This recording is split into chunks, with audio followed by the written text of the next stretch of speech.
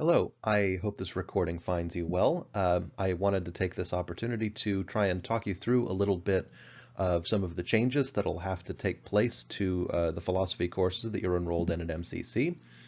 And there will be, of course, some text that goes along with this that you can refer to more quickly, but this I wanted to be the more detailed version, as well as a kind of proof of concept about how we can do some kinds of communication in this course moving forward.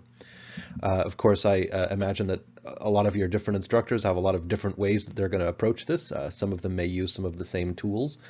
Some of them may use some of the same procedures. Some of them may use different ones. But of course, that was true prior to the pandemic. So without further ado, let's go ahead and get right into some of the things where I wanted to take a look at.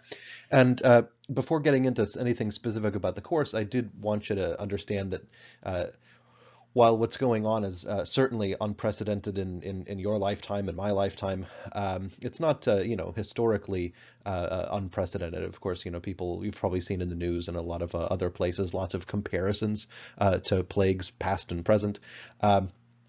And I I ran across a few of these things from the plague in London in 1665. Um, we've been asked to do some social distancing and largely stay home, not travel so much. But of course, it used to be a little bit more severe. This is a copy of an actual proclamation made by the King of England, of course. And you can see the original sort of clipping there. The sort of modern text is just below it. It says that if any house be infected, the sick person or persons be forthwith removed to the said pest house, which is just sort of basically a shed where they would just take people to essentially die. Um, they try and preserve the rest of the family.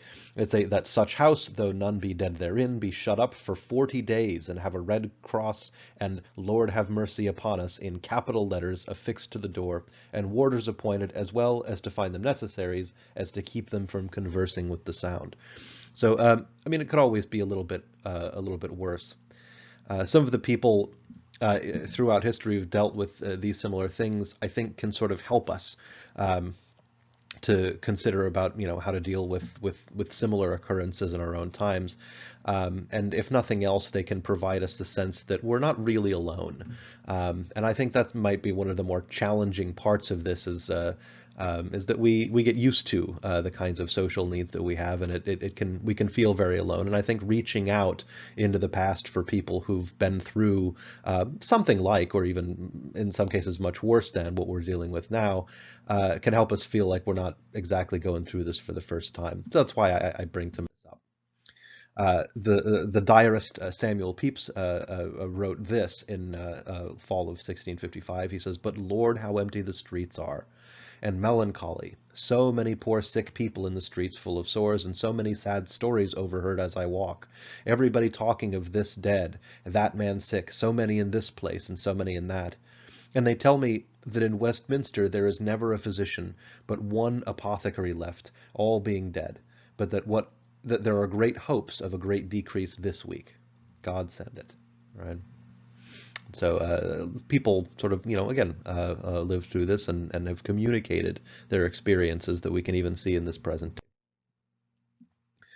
Daniel Defoe actually wrote a whole journal. It took him years to sort of put together, and it was very, very well researched. It's called A Journal of the Plague Year. If you just Google that, Daniel Defoe, A Journal of the Plague Year, you can find a variety of different copies in different formats. It's since again it came before Mickey Mouse. It's perfectly free, so it's you can read some of that if you feel inclined. Again, it's the comparisons are pretty stark. We don't have it too terribly bad. But anyway, I'll let you. I don't know, just repeat this text here. I'll let you certainly read that. And if you want to do that, simply pause the video. But of course, it's not all bad. As people have mentioned in some news outlets, they've talked about some of the interesting things that Isaac Newton did, and I think that this particular story I think is useful to y'all. Isaac was in college when during the plague year, and his college, which was Trinity College at Cambridge, entirely shut down, and most of the students had to flee the city. And so Isaac went back to his sort of home cottage here. This is the very one pictured. It's a place called Woolsthorpe. It's about 60 miles, I want to say, north of Cambridge. But basically, yeah, I mean, he was, a very, eager student. He was eager to learn, and things were just sort of shut down. But he continued in his intellectual curiosity and actually did some really fantastic work in the time that he was sort of off of university. He decided he wasn't going to let the plague stop him from his pursuits, from learning.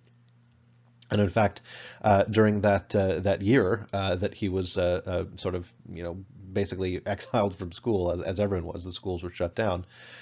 He invented calculus, and certainly developed did a lot of the basic developments, certainly not just invented in one year, but largely developed a theory of optics that is justifiably famous for, and also his thoughts on gravitation that have essentially made him famous. So it was a year of miracles, as they put it, and so certainly Isaac used his time well, and sort of, who cares if he didn't maybe perhaps even get out of his pajamas before noon? He really did some wonderful things.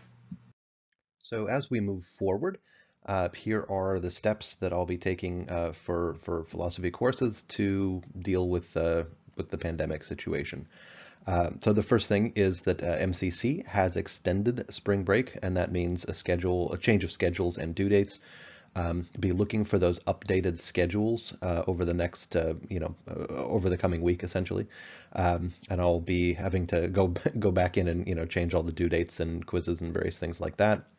Exams will be moving to Blackboard, and I'll say a little bit more about these things in detail as we go, but this is the brief list.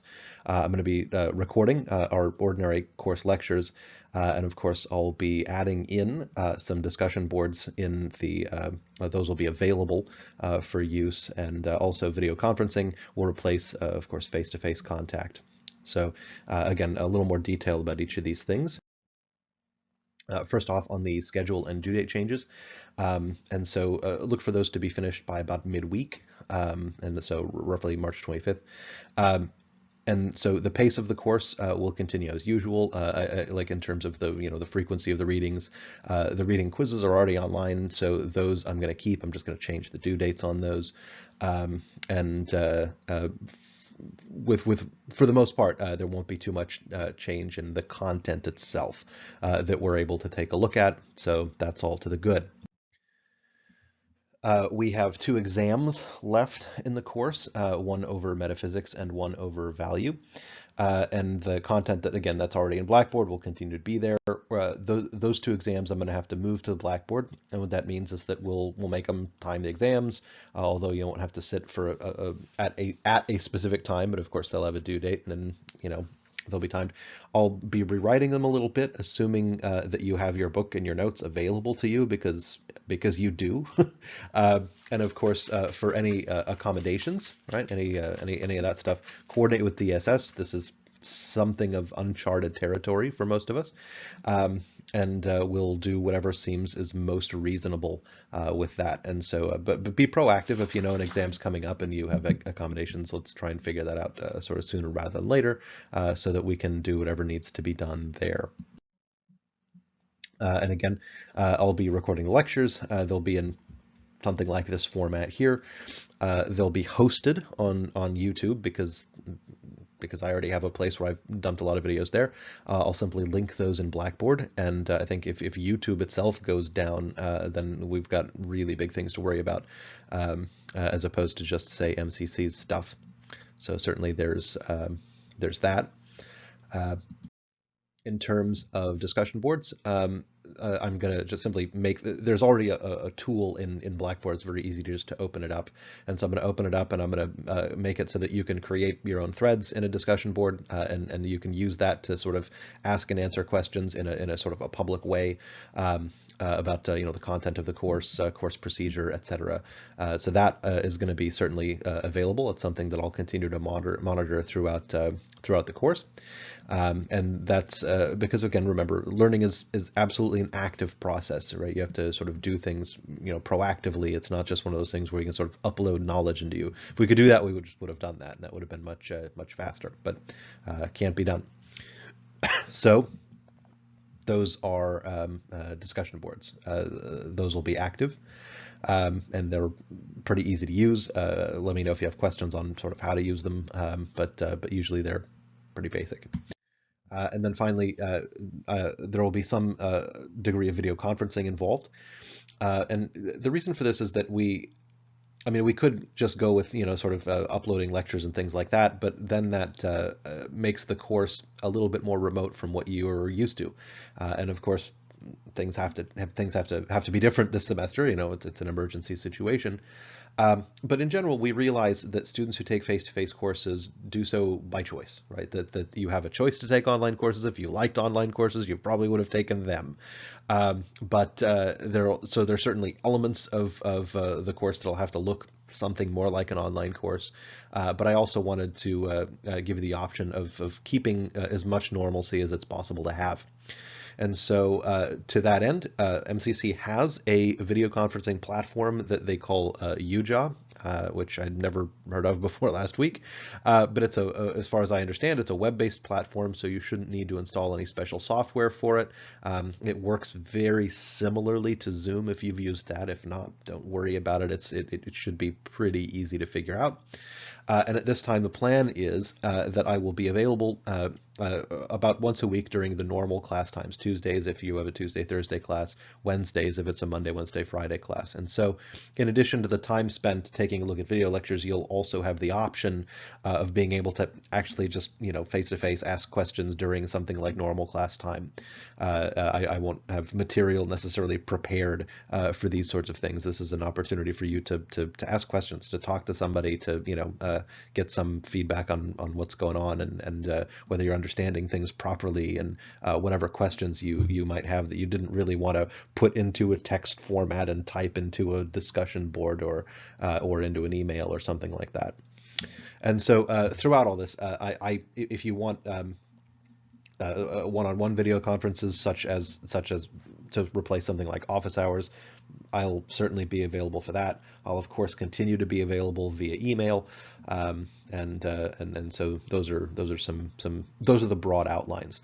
Again, as we have to make things a little bit more detailed, there will be some more detail involved, and again, there's going to be a more or less detailed text version of this in an announcement format once we start to get everything up and running, and hopefully we'll be ready to hit the ground after this now extended spring break. So I look forward to continuing the course, and hopefully we can make the best out of a very challenging situation.